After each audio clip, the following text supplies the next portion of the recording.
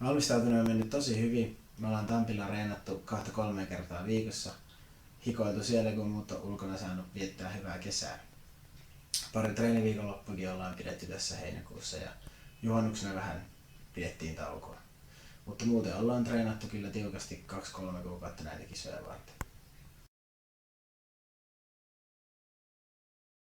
Tästä on tulossa varmaan kyllä tosi kovatasoiset, että monista Euroopan huippumaista tulee nyt kouluja ja joukkueita sinne ja oikeastaan kaikki turistijoukkueet näyttää melkein kadonneen pois, eli monta pelaavaa joukkuetta näyttäisi olevan kyllä kokoonpanoissa.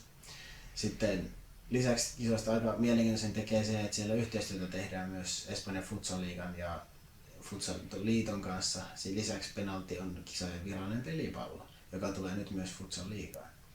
Ja Anteguera näyttää semmoista kivalta pikkukaupungilta, jossa on tosi lyhyet etäisyydet. Meilläkin hotellin vieressä on meidän pelipaikka ja sielläkin 500 henkeä mahtuu katsomoihin, kun taas miesten pääareenalla menee jo monta tuhatta.